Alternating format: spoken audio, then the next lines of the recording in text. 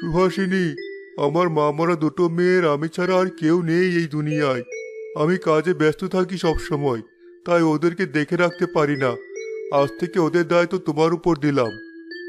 চিন্তা করো না, আমি ওদেরকে এত ভালোবাসা দিব যে ওরা মা হারানোর ব্যথা ভুলে যাবে। শুধু এ কথাটাই শুনতে চেয়েছিলাম তোমার কাছে, আর কিছু না। প্রথম কদিন সৎমা টুনি মিনির সাথে ভালো ব্যবহার করলেও দিন দিন তার ব্যবহার খারাপ হতে থাকলো। তাদের বাবা চলে গেলেই শুরু হতো তাদের উপর অত্যাচার।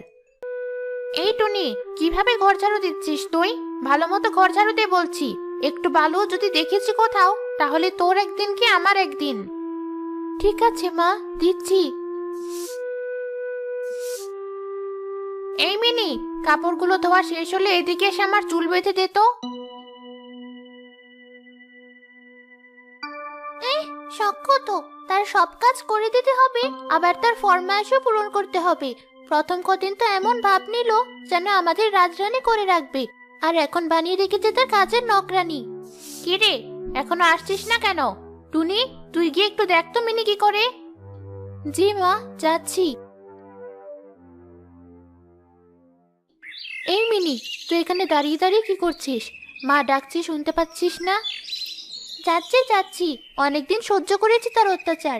বাবার সামনে ভালো সাজে, আর বাবা চলে গেলেই তার আসল রূপ বেরিয়ে আসে। আজ দেখাবো মজা। উল্টোপাল্টা কিছু করিস না মিনি, জানিস তো তার অনেক রাগ। থাকুক তার রাগ, আজ আমি কিছু একটা করবই। তুই শুধু তাকিয়ে তাকিয়ে দেখ। মিনে, এসেছিস? এই নে, চুলগুলো আঁচড়ে মাথায় তেল দিয়ে দে। আচ্ছা মা। বাকি কাজগুলো শেষ করেছিস তো? হ্যাঁ মা, সব কাজ শেষ। এখন শুধু আপনাকে শেষ করা বাকি। মানে? মানে আপনার চুল আঁচড়ে দেওয়ার কাজটা বাকি আর কি। দে আঁচড়িয়ে। চুল আঁচড়ে দেওয়ার পর ছোট একটা কাঁচি দিয়ে মিনি তার সৎমায়ের চুল কেটে দিল। সে কিছু টের পেল না। আচ্ছা, আমি একটু ঘুমোতে গেলাম, তোরা বাকি কাজগুলো সামলে নিস। মা, এ কি অবস্থা আপনার চুল? চুপ, একদম চুপ। মা, টুনি এখন চুলোতে ভাত বসাবে কিনা সেটাই জিজ্ঞেস করছিল। হ্যাঁ হ্যাঁ, বসিয়ে দে। তোদের বাবা আসলে আমাকে ডাক দিয়ে দিস। মিনি, তুই মার চুলের এই অবস্থা করেছিস কেন? মা টের পেলে কি হবে? যা হওয়ার হবে, আরো কাজ বাকি আছে করার। তুই ঘর মোছা বাদ দি, চল বাইরে থেকে ময়লা ঘরে নিয়ে আসি আমরা। কি বলিস? এত কষ্ট করে ঘর ঝাড়ু দিলাম আর মুছলাম, বাইরে থেকে ময়লা ঘরে নিয়ে আসবো বলে? তুই যে কেন ওই দজ্জাল মহিলাকে এত ভয় পাস? থাক, তোর আনতে হবে না, আমি আনছি। মিনি বাইরে থেকে ঝুড়িতে করে শুকনো পাতার ধুলাবালি এনে ঘরে ছড়িয়ে দিল। কি করলি তো এসব? বাবাও হয়তো এসে পড়বে কতক্ষণ পর। আমি এত কিছু পরিষ্কার করব কখন? ঘরে আরো কত কাজ বাকি আছে। কিছুই করতে হবে না তোর, চল। মা যেমন তার ঘরে গিয়ে ঘুমিয়েছে, আজ আমরাও তার ঘরে গিয়ে ঘুমোবো। কিন্তু রান্না বান্না তো বাকি আছে, এখন কিছু না রাঁধলে তো আমাদেরকে না খেয়ে থাকতে হবে। এক বেলা না খেয়ে থাকলে কিছুই হবে না, তুই চল তো।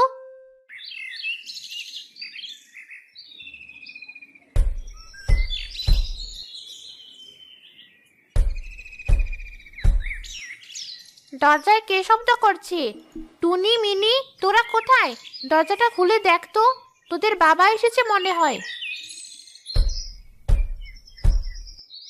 কি ব্যাপার, কখন থেকে দরজায় শব্দ হচ্ছে? কেউ দরজা খুলছে না কেন?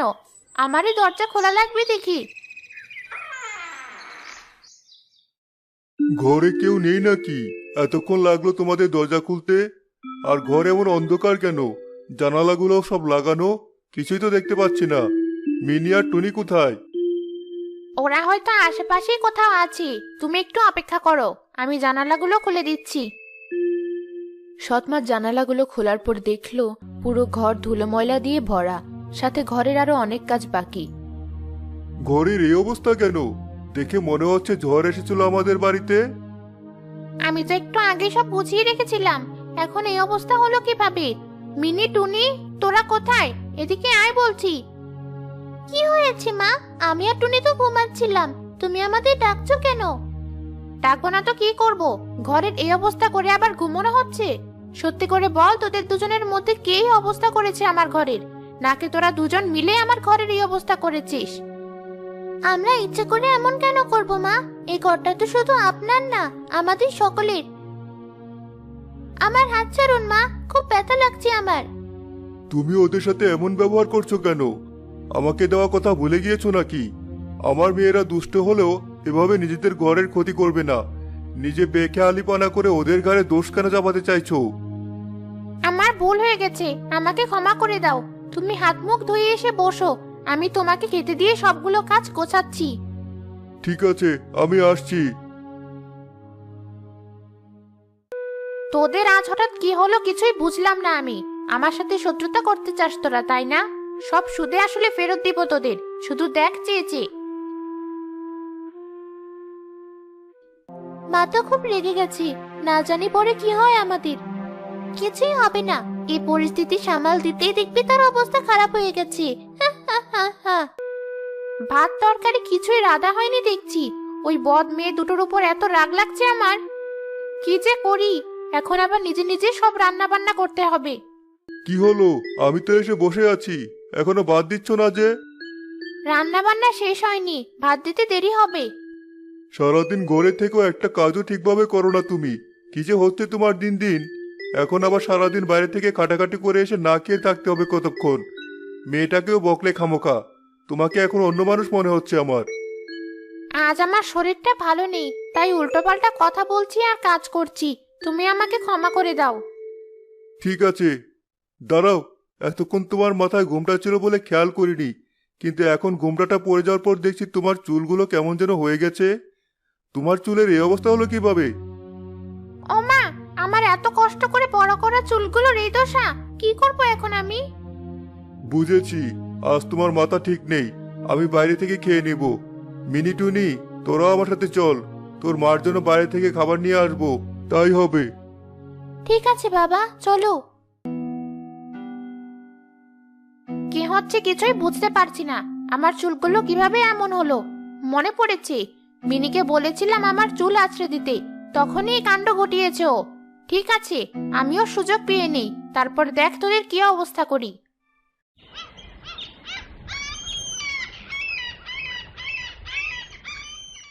পরের দিন মিনি আর টুনির বাবা কাজে বেরিয়ে গেলে তাদের সৎমা তাদের ঘরে গেল। টুনি তাকে দেখে ভয় পেয়ে গেল। কি হয়েছে মা? আপনার কি কিছু লাগবে? লাগবে তো অবশ্যই। মিনি কোথায়? এই যে আমি এখানে। চল আমার সাথে, আমার চুল কাটবি তুই, তাই না?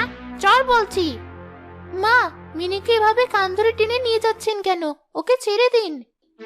কেন ছাড়বো ওকে? আমাকে বোকা বানিয়েছে ও। আর তোকেও তো ঘর পরিষ্কার করার দায়িত্ব দিয়েছিলাম। তুই উল্টো ঘর ময়লা করে আমাকে তোর বাবার কাছে বকা খাইয়েছিস, তাই না? তোকেও কান টেনে ধরে আমার ঘরে নিয়ে যাব। না মা, ছাড়ুন আমাকে। এখানে দাঁড়া তোরা দুজনে। মিনি আমার চুল কেটেছিস, তাই না? আজ তোর সবগুলো চুল আমি টেনেই ছিড়বো। আমাকে ছাড়ুন বলছি, নয়তো বাবাকে সব বলে দিব আমি। কি বলবি তুই তোর বাবাকে? যত তোর বাবার সামনে আমাকে খারাপ বানানোর চেষ্টা করবি, তত তোদের উপর অত্যাচার বাড়িয়ে দেব আমি। আজকে আমি যা করতে যাচ্ছি এতেই আমার কথার প্রমাণ পেয়ে যাবি তুই। দাঁড়া, এখনই আসছি। মা, কোথায় গেলি? মিনি, তোকে আমি আগে বলেছিলাম মাকে না ডাকাতে, এখন দেখছিস তো কি হলো। কি আর হবে, আমিও মিনি, আমিও এত সহজে হার মানার মেয়ে নই। এই তো ব্লেড। মিনি, এবার তোর খেল খতম। মা, আমি আপনার পায়ে পড়ছি, দয়া করে মিনিকে মারবেন না। ও আর কখনো এমন ভুল করবে না। ওকে এবারের মতো ক্ষমা করে দিন। তোর কি মনে হয় আমি এতই বোকাজোকে প্রাণে মারতে যাব? আমার চুলগুলো কেটে নষ্ট করেছে না ও? ওর সব চুলই ফেলে দিব আমি আজ। এমন করলে বাবা সব বুঝে ফেলবে। বলিস, তোর বাবাকে কিভাবে সামাল দিতে হবে সে উপায় আমার জানা আছে।